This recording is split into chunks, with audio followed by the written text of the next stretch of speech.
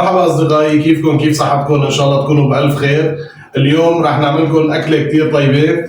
الأكلة هي فروج مسحب، وهلا خلينا نشرح لكم المقادير وكيف نبلش بالطبخة.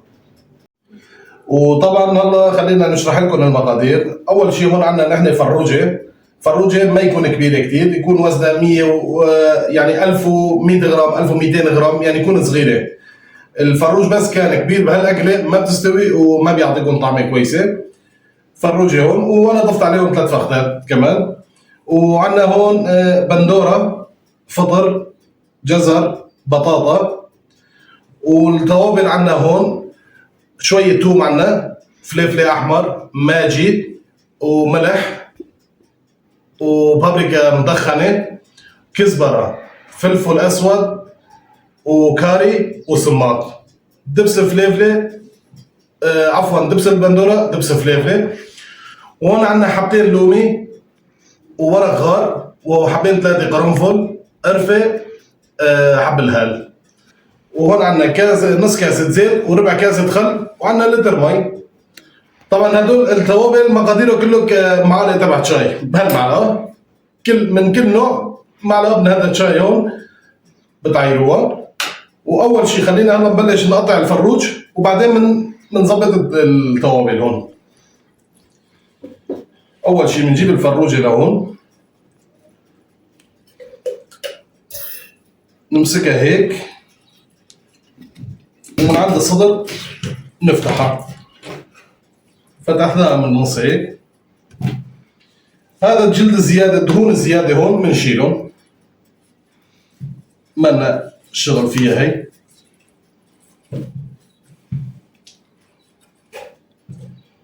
هي بنحطها على طرف. طبعا الفروجه مغسوله، يعني انا قبل بوقت بحطها بالمي وخل وبعقمها بعدين بشتغل فيها.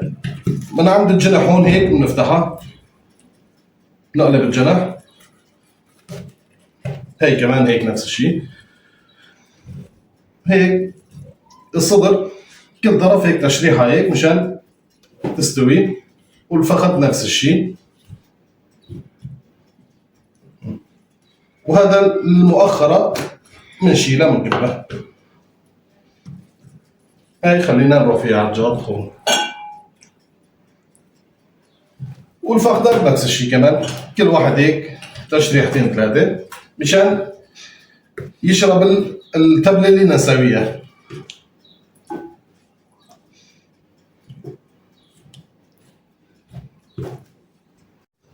وطبعا هلا نبلش الصوص تبعه نسويه. هون عندنا لتر مي،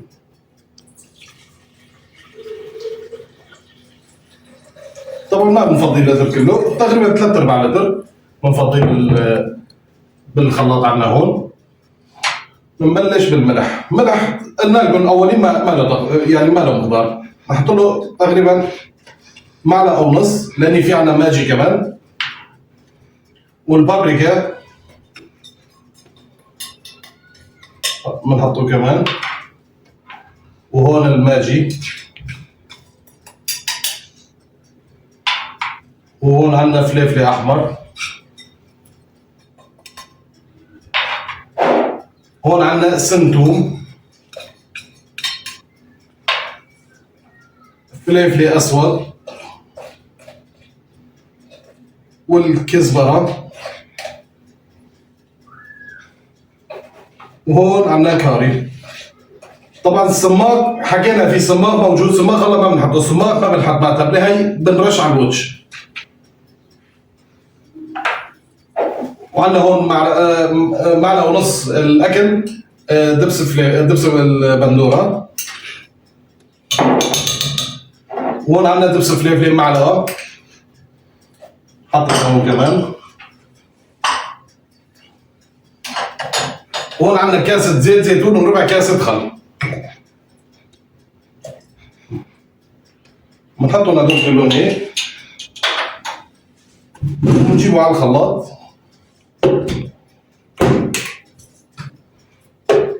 وبنخلطهم منيح.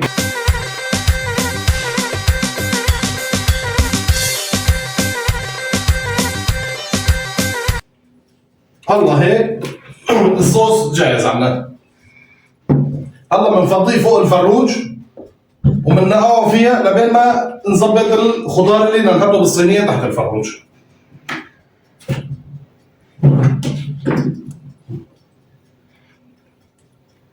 هي هيك بنفضيه فوق الفروج، طبعا مو كله، بتعيفه شوي مشان الصينيه.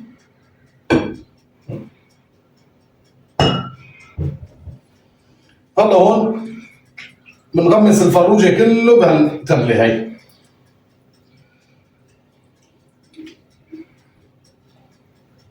من جوا من برا هيك غمسوها منيح فيها.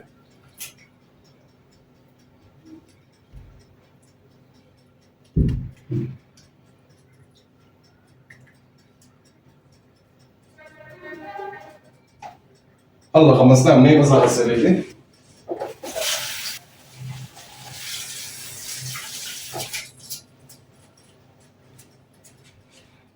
هلا بنحط على طرف وبنبلش بالفرم البطاطا والخضار اللي موجود. وهلا بنبلش اول شيء بالبطاطا،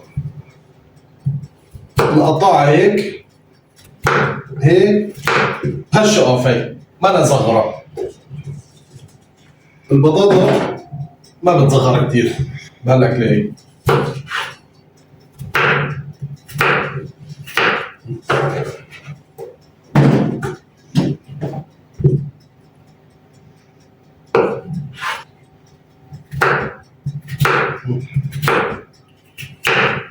بهالشكل هذا كله.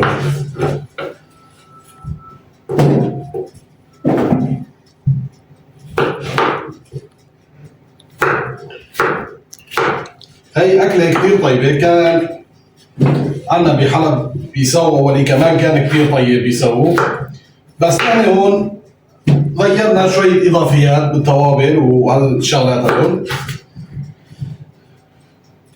ويعني إذا بدكم جربوها بتشوفوا النكهة شلون بتطلع كثير طيبة.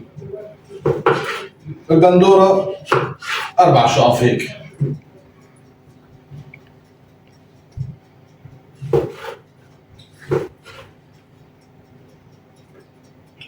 هيك توزعوه كله بين بعضهم.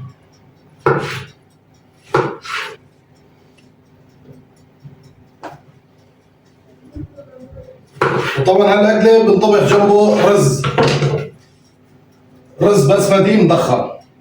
وعلى كل الاحوال هاي الصينيه بس نحطها بالفرن، بدي اسوي رز كمان بورجيكم شلون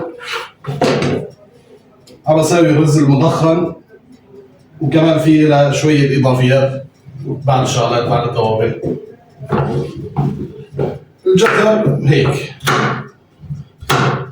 يعني هيك بيكون حجمه.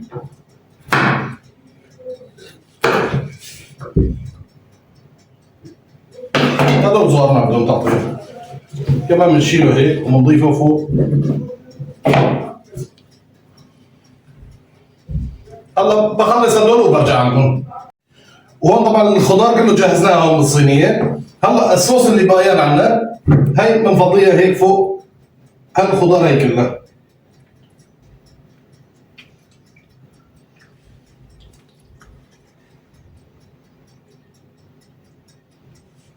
هي بنشيلها على طرف.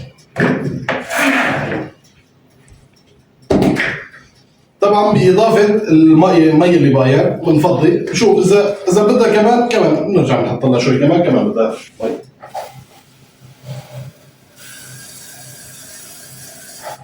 هي الاكله بتحتاج مي كثير، لاني ليش؟ الصوص طبعا وقت ما انت عم تاكل بتغمس اللقمه هيك بالصوص هذا كثير طعمه لطيف. هي حطينا مي. وهلا هون عندنا هالاضافيات البايان، حبتين اللومي بنحط كل واحد بطرف، ورق الغار، وحبات القرنفل، والقرفه بنكسرها كل قرنه بنحط، هي ما بتنكسر بنحطها بالنص، وحبات الهيل. هدول بيعطوا نكهه كثير طيبه للاكله هي. وهلا بنجيب الفروج اللي تبلناه وجهزناه، بنجيبها هيك نحطها فوق بهالشكل هاد. والفخدات بنصفهم جنبه كمان هيك.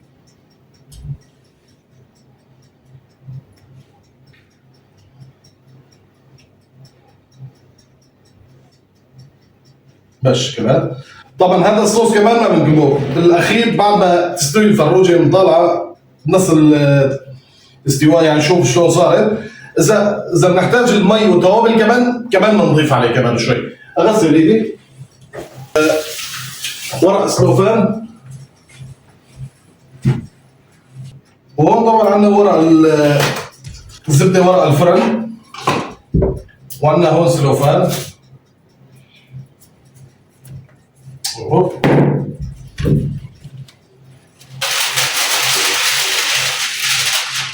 بنغطيها هيك.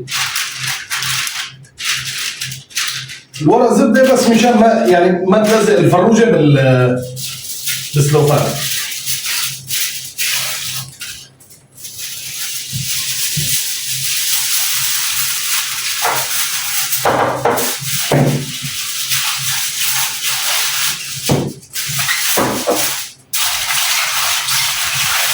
ايوه بدك تذكروها هيك، حصروها منيح مشان يضل البخار جواته تستوي الفروجه كثير منيح.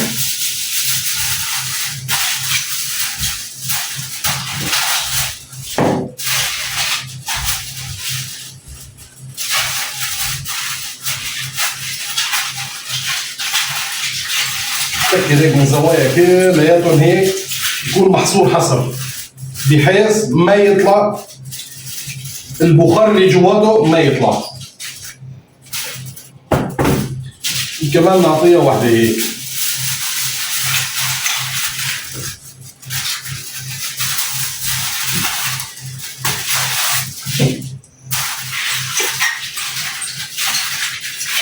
يعني سكروها هيك بحيث ما يضل فيها فراغ للهواء كله، ما يطلع منه البخار والهواء هيك مظبوط. هلا هون عندنا الصينية جاهزة، نروح فيها على الفرن وبنرجع لكم بعد ما نطلع من الفرن، وبكون انا هلا شوي تاني بصور لكم الرز شلون مطبخها مدخن وبنكهات كمان، وبنرجع لكم شوي تاني. نوكو بعد ساعة تربكي يا موضوع مسكي صينية شفرية دار خلنا مساكن على شو بيه.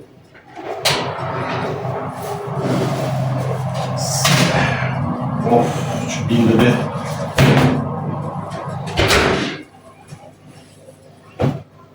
Go, you wash yourself again.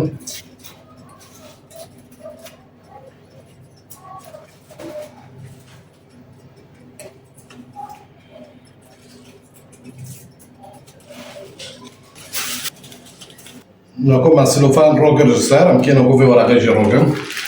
هاي ساكن شو بيه ما سريعين به.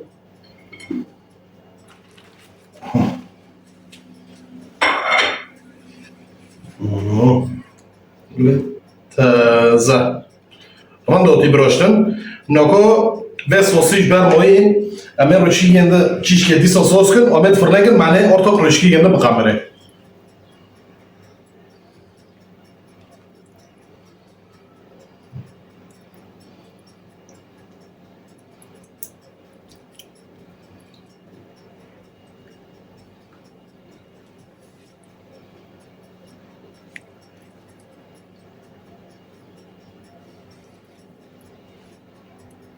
Vetuni, nokon aqui, este aqui é minha sauce de rotinha na verdade.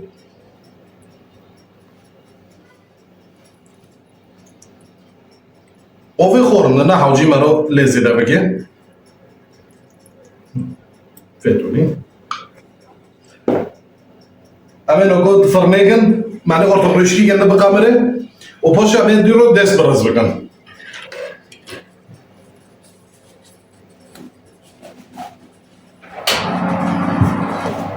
أنا مديسو بفاتوني تفرنيجن فاتوني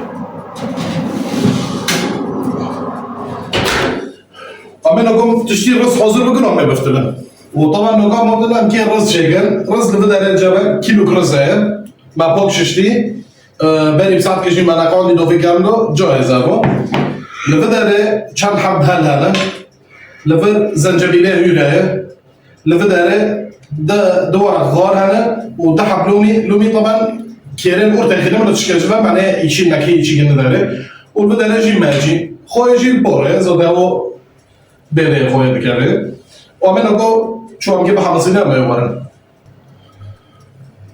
لفداره زيتي زيتونا ما يركو تيكن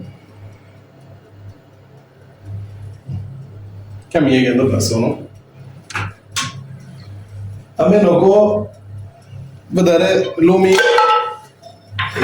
غورا من شاكنه حب الليلة ميتيكن زنجبيل وماجي أبغى تشكي لنا كابنين أنا كنت كابنين لو نتشكي بحا مصن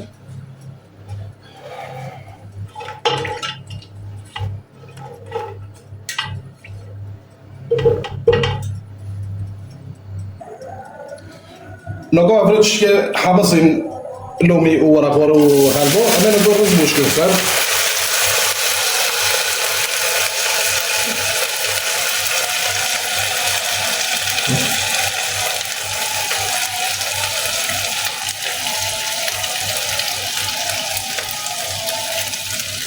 ما رز مشكل روكن أنا هلا دخل ملون بحمصين نقول برضو أما ما أجي شاكا صار ما أجي نقول نوبا بيضا بخو بحالة بيضا طبعا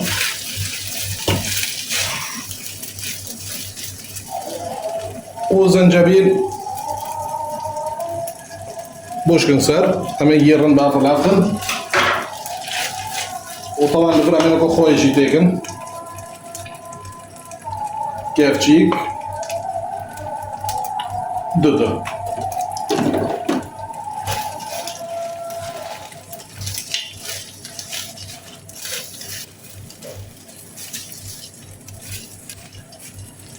ناكل تشكي بحا مصير رز أمي بوشي أوفيت ساكن وديفا بقرن حتى كالوندن شيء ده طبعا ناكل حمصير في درامة أوفي بوشكن صار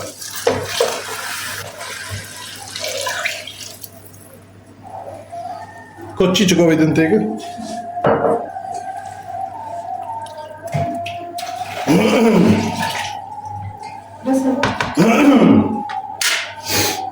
هندك يا مو بس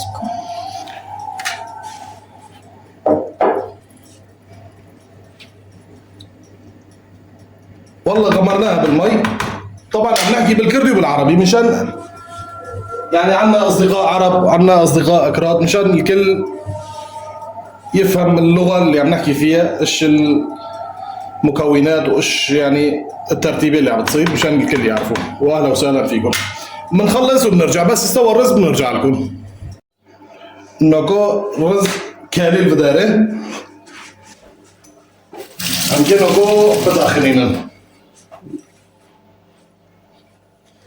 بلي يام كان لون تاك نكو تشكي بلونين هنا خاطك هنا يا برتغالي يا كسوره لما فانا كده داخل بس هم هونيكي باسل وهذا ما سلوفان شيء كلام كده أورتيجن والفدا رجي دكومر هنا تيجن أورتيونا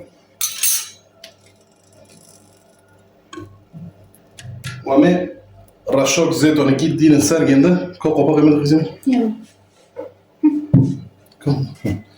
قوبا عمل ديفيدن حتى داخله وعمل بفتلن نوكو فداره بعد الرز داخل نبارو خلاص بيه هذا بواجن أمي فيسلو فانيش صار روغن تيجي شيء ما نقول فينا كوليجنز روتنا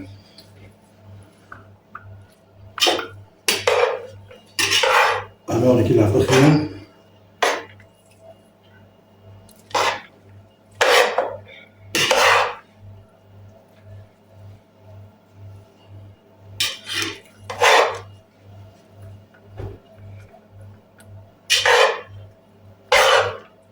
بس مفلفل ركاتي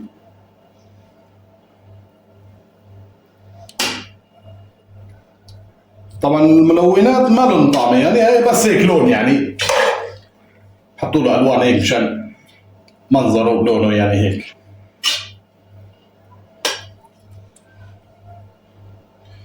وهلا بدنا نطلع الصينية من الفرن. ونقول طبعا أبقى الصينية فرن داخل أمي بابر الساكن بعد الرشية لونه ما تمرن الصينية جوا نوري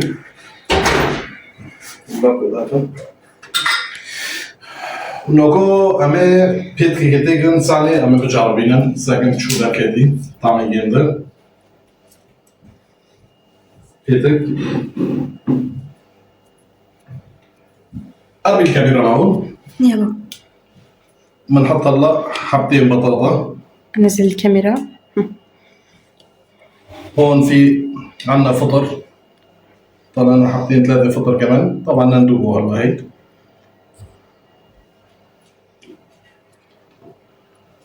وحبيت بندورة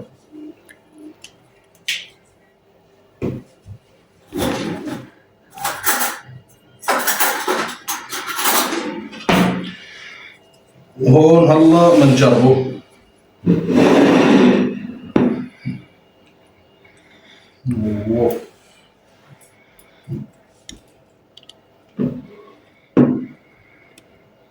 هو شوي سخنة